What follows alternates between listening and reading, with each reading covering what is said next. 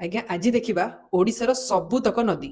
କୋଉ ନଦୀ କେଉଁଠାରୁ ବାହାରିଛି, କେମିତି ଯାଇକି ସମୁଦ୍ରରେ ପଡ଼ିଛି, ବାଟରେ ଗଲାବେଳେ କୋଉ କୋଉ ମେନ୍ ସହର ସବୁ ଆସୁଛି। ତା ଛଡ଼ା ଗୋଟେ ମେନ୍ ନଦୀ ଯେତେବେଳେ ଯାଉଥାଏ ତା ସହିତ ଅଲଗା ଅଲଗା ନଦୀ ଆସିକି ମିଶିଥାଏ, ମାନେ ତାକୁ ଟ୍ରାଇବ୍ୟୁଟ୍ ଦେଉଥାଏ, ମାନେ ଆସିକି ଏଠୁ ମିଶିଲା ସେଠୁ ମିଶିଲା। ଯୋଉଟା ସବୁ ଆସି ମେନ୍ ନଦୀ ସହିତ ମିଶିଥାଏ ତାକୁ କୁହାଯାଇଥାଏ ତାର ଟ୍ରାଇବ୍ୟୁଟ୍ରିଜ୍।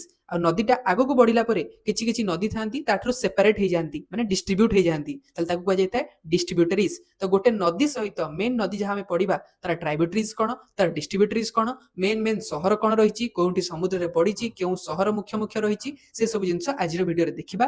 କିନ୍ତୁ ଆପଣ ଯଦି ପୂର୍ବ ଭିଡିଓଟା ଯେଉଁଥିରେ କି ପାହାଡ଼ିଆ ଅଞ୍ଚଳ ବିଷୟରେ ମୁଁ କହିଥିଲି, ମାନେ କୋଉଠି କୋଉ ପାହାଡ଼ ଅଛି ସେଇଟା ଦେଖିନାହାନ୍ତି, ତାହେଲେ ଫାର୍ଷ୍ଟ ସେଇଟାକୁ ଦେଖିନେବେ, କାରଣ ପାହାଡ଼ ସହିତ ନଦୀର ବହୁତ ଲିଙ୍କ ରହିଛି। ତାହେଲେ ଆଜି ଆମେ ପ୍ରଥମେ କ'ଣ କରିବା ନା ନଦୀର ଅର୍ଡର ଦେଖିଦେବା, ମାନେ ଓଡ଼ିଶାରେ ଯୋଉ ମେନ୍ ନଦୀ କ'ଣ କ'ଣ ସବୁ ଅଛି, କୋଉ ଜାଗାରେ ଏକ୍ଜାକ୍ଟଲି ଅଛି, ଟିକେ ଉପର ତଳ ଯାଏ ଦେଖିଦେବା ମ୍ୟାପରେ। ତାପରେ ଗୋଟି ଗୋଟି କରି ଇଣ୍ଡିଭିଜୁଆଲ ରିଭର ହ୍ୱାଇଟ୍ ବୋର୍ଡରେ ଯାଇକି କେମିତି ସେ ଫ୍ଲୋ କରିଛି, କୋଉ ସହର ଦେଇକି ଯାଇଛି ସେଇଟା ଦେଖିବା। ଯଦି ଓଡ଼ିଶାର ମ୍ୟାପ ଦେଖିବେ ନା, ବହୁତ ନଦୀ ଦେଖାଯିବ, ମାନେ ଏତେ ନଦୀ ଯୁଆଡେ ଦେଖିବେ ସାଡେ ଖାଲି ପାଣି ହିଁ ପାଣି। କିନ୍ତୁ ସବୁ ନଦୀକୁ ତ ଆମେ ମନେ ରଖିପାରିବାନି, ତ ମେନ୍ ଇମ୍ପୋର୍ଟାଣ୍ଟ ନଦୀକୁ ଦେଖିବା, କୋଉ ନଦୀ କେମିତି କୋଉଠୁ ବାହାରିଛି ଆଉ କୁଆଡେ ଯାଇଛି। ତାହେଲେ ଇମ୍ପୋର୍ଟାଣ୍ଟ ନଦୀ ଭିତରେ ସବୁଠାରୁ ମୁଖ୍ୟ କଥା କୁହାଯାଇଥାଏ gift of six reverse. Gift of six reverse ମାନେ 6ଟା ନଦୀ ଗିଫ୍ଟ ଦେଇଥାନ୍ତି। କାହାକୁ ଦେଇଥାନ୍ତି? ଆମକୁ ଦେଇଥାନ୍ତି। ତାହେଲେ ଓଡ଼ିଶାରେ ଏମିତି 6ଟା ମେନ୍ ନଦୀ ଅଛନ୍ତି ଯୋଉମାନେ ତାଙ୍କର ନଦୀ କାରଣରୁ, ତାଙ୍କର ଯୋଉ ପଟୁମାଟି କାରଣରୁ ଚାଷବାସ ଭଲ ହୁଏ ଆଉ ବଡ଼ ବଡ଼ ସହର ସବୁ ଗଢ଼ି ଉଠିଛି। ତ ଏଇ ଆମର କୋଷ୍ଟାଲ ପ୍ଲେନ୍କୁ ଗିଫ୍ଟ ଅଫ୍ ସିକ୍ସ ରିଭର୍ସ ବୋଲି କୁହାଯାଇଥାଏ, ଏହାକୁ ଉତ୍କଳ ପ୍ଲେନ୍ସ ବୋଲି ମଧ୍ୟ କୁହାଯାଇଥାଏ।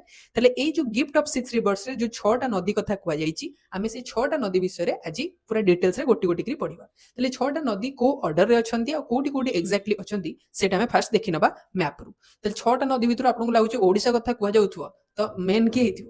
ମହାନଦୀ ହେଇଥିବ। ତ ମହାନଦୀ କୋଉଠି ଅଛି? ମହାନଦୀ ପୁରା ଓଡ଼ିଶାର ଆମର ସେଣ୍ଟରରେ, ପୁରା ମେନ୍ ନଦୀ ଗୋଟେ ଓଡ଼ିଶାର ସେଣ୍ଟରରେ ଅଛି। ଓଡ଼ିଶାର ଯେକୌଣସି ଗୋଟେ ମ୍ୟାପ ଦେଖିବେ ଆପଣଙ୍କୁ ମହାନଦୀ ଆଗ ଦେଖାଯିବ। ଏମିତି ପୁରା ଦେଖନ୍ତୁ, ଏମିତି ସେଣ୍ଟରରେ ଆସିଛି। ଏଇ ଜାଗାରେ ଫାର୍ଷ୍ଟ ଆପଣ ତାକୁ ଚିହ୍ନିବା ପାଇଁ, ଯୋଉ ଜାଗାରେ ଏମିତି ବହୁତ ପାଣି ଏକାଠି ଭରି ହେଇକି ଥିବ ସେଇଟା ହଉଛି ହୀରାକୁଦ ଡ୍ୟାମ, ମାନେ ମହାନଦୀ। ତ ମହାନଦୀ ପୁରା ଏମିତି ଓଡ଼ିଶାର ସେଣ୍ଟରରେ ଏମିତି ଆସିକି ଏଠି ପଡିଛି। କେମିତି ଏକ୍ଜାକ୍ଟଲି ଯାଇଛି ପାଥଟା ସେଇଟା ଆମେ ଆକୁ ଡିଟେଲ୍ସରେ ଦେଖିବା। ଆପଣ କେବଳ ଏବେ ଅର୍ଡର ମନେ ରଖନ୍ତୁ କିଏ କୋଉ ଜାଗାରେ ଅଛି। ତ ମହାନଦୀ ଏମିତି ଓଡ଼ିଶାର ପୁରା ସେଣ୍ଟରରେ ଯାଇଛି। ମହାନଦୀର ଠିକ ତଳେ ଜଣେ ମହାନ ଋଷି ଆମର ଅଛନ୍ତି। ଋଷି ମାନେ ଋଷିକୁଲ୍ୟା। ତାହେଲେ ଏଇ ଯୋଉ ମହାନଦୀ ଯାଇଛି, ମହାନଦୀର ତଳ ପଟକୁ, ମାନେ ଏଇ ଇଷ୍ଟର୍ଣ୍ଣ ଘାଟ, ଗଞ୍ଜାମ ଗଜପତି ଏଇ ଏରିଆରେ, ଗଞ୍ଜାମ ଗଜପତି କନ୍ଧମାଳ ଏଇ ଏରିଆରେ ଗୋଟେ ଋଷିକୁଲ୍ୟା ନଦୀ ଅଛି। ସେ ଇଷ୍ଟର୍ଣ୍ଣ ଘାଟ ପାହାଡରୁ ଆସିକିରି ସେ ମଧ୍ୟ ବଙ୍ଗୋପସାଗରରେ ବା ବେ ଅଫ୍ ବେଙ୍ଗଲରେ ମିଶିଛି। ତ ମହାନଦୀ 1 ହେଇଗଲା, ଋଷିକୁଲ୍ୟା 2 ହେଇଗଲା। ତାହେଲେ ମହାନଦୀ ଯଦି ଅଛି, ତାହେଲେ ମହାନଦୀ ହଉଛି ସବୁଠାରୁ ବଡ। ତାପରେ ସେକେଣ୍ଡ ହାଇଏଷ୍ଟ ଆମର ଓଡ଼ିଶାର କିଏ? ବ୍ରାହ୍ମଣୀ। ଏପଟେ ଅଛି ଆମର ମହାନଦୀର ଠିକ ସାଇଡରେ, ଉପର ସାଇଡରେ ଅଛି ବ୍ରାହ୍ମଣୀ ନଦୀ। ତ ମହାନଦୀ ଏଠି, ଋଷିକୁଲ୍ୟା ଏଠି, ତାର ମହାନଦୀର ଉପର ସାଇଡରେ ଏଇ ଜାଗାରେ ଅଛି ବ୍ରାହ୍ମଣୀ ନଦୀ। ପୁରା ଦେଖନ୍ତୁ ବ୍ରାହ୍ମଣ ମାନଙ୍କର ପଇତା ଭଳିଆ ଓଡ଼ିଶାରେ କାନ୍ଧରେ ପଡିଲା ଭଳିଆ ଏମିତି ପୁରା ଏପଟୁ ଆସିକି ଏପଟୁ ଆସିକି ଏମିତି ଆସିକି ପଡିଛି। ତ ଏଇଟା ହେଇଗଲା ଆମର ବ୍ରାହ୍ମଣୀ ନଦୀ। 3 ନମ୍ବର ହେଇଗଲା। ଏବେ ଟପକୁ ପଳେଇବା ଚାଲନ୍ତୁ। ପୁରା ଓଡ଼ିଶାର ଉପର ସାଇଡରେ, ମୁଣ୍ଡ ଉପରେ ଗୋଟେ ସୁନା ମୁକୁଟ ପିନ୍ଧା ବୁଢା ବସିଛି। ସୁନା ମୁକୁଟ ପିନ୍ଧା ବୁଢା କିଏ? ନା ଉପରେ, ସବୁଠୁ ଉପରେ ହଉଛି ଆମର ସୁନା ମୁକୁଟ, ମାନେ ସୁବର୍ଣ୍ଣ ରେଖା। ଓଡ଼ିଶାର ଉପର ସାଇଡରେ ଉତ୍ତର ପଟେ ଗୋଟେ ସୁବର୍ଣ୍ଣ ରେଖା ନଦୀ ଅଛି, ଏଇ ବାଲେଶ୍ୱର ମୟୂରଭଞ୍ଜ ଏରିଆରେ ଅଛି। ତାପରେ ସୁନା ମୁକୁଟ ପିନ୍ଧା ବୁଢା, ବୁଢା ମାନେ ବୁଢା ବଳଙ୍ଗ। ତ ବୁଢା ବଳଙ୍ଗ, ତା ତଳେ ଅଛି ବୁଢା ବଳଙ୍ଗ। ତ ସୁବର୍ଣ୍ଣ ରେଖା ଉପରେ ବୁଢା ବଳଙ୍ଗ, ଏଇ ମୟୂରଭଞ୍ଜ ବାଲେଶ୍ୱର ଏଇ ଏରିଆରେ ଅଛି ବୁଢା ବଳଙ୍ଗ। ତାପରେ ଆମର କେତେ ତଳେ ଋଷିକୁଲ୍ୟା 1, ମହାନଦୀ 2, ତାପରେ ସୁବର୍ଣ୍ଣ ରେଖା 3, ବୁଢା ବଳଙ୍ଗ 4, ଆଉ ବ୍ରାହ୍ମଣୀ ବି କରିଥିଲି 5। ଆଉ ଗୋଟେ ରିଭର ରହିଲା, ସେଇଟା ହଉଛି ବୈତରଣୀ ରିଭର। ବୈତରଣୀ ରିଭର ଏଇ ଦି ଜଣଙ୍କ ମଝିରେ, ମାନେ ଏ ବୁଢା ଆଉ ଏ ବ୍ରାହ୍ମଣ, ବ୍ରାହ୍ମଣ ବୁଢାଙ୍କ ଭିତରେ ଏଇ ଜାଗାରେ ଅଛି ବୈତରଣୀ ରିଭର, ଯାହାକୁ ଗୁପ୍ତ ଗଙ୍ଗା ବୋଲି କୁହାଯାଇଥାଏ। କାହିଁକି କୁହାଯାଇଥାଏ ସେଇଟା ବି ଦେଖିବା। ତାହେଲେ ଏଇଟା ହେଲା ବୈତରଣୀ ରିଭର। ତାହେଲେ ଓଡ଼ିଶାର ଉପରୁ ତଳ ପର୍ଯ୍ୟନ୍ତ ସବୁତକ ନଦୀକୁ ଟିକେ ରିଭାଇଜ କରିଦବା। ସବୁଠାରୁ ଟପରେ କିଏ ଅଛି? ସୁବର୍ଣ୍ଣ ରେଖା। ସବୁଠାରୁ ଟପରେ ସୁବର୍ଣ୍ଣ ରେଖା, ସୁନା, ତାପରେ ବୁଢା, ବୁଢା ମାନେ କିଏ? ନା ବୁଢା ବଳଙ୍ଗ। ଏଠି ଅଛି ଆମର ବୁଢା ବଳଙ୍ଗ। ତାପରେ ମଝିରେ ପୁରା ସେଣ୍ଟରରେ କିଏ ଅଛି? ମହାନଦୀ।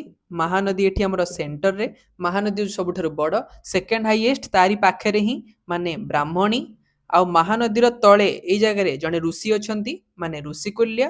ଆଉ ଏଇ ସମସ୍ତଙ୍କ ମଝିରେ, ମାନେ ବୁଢା ଆଉ ଏଠି ବ୍ରାହ୍ମଣ, ୟାଙ୍କ ମଝିରେ ଏଠି ଅଛି ଆମର ବୈତରଣୀ ନଦୀ।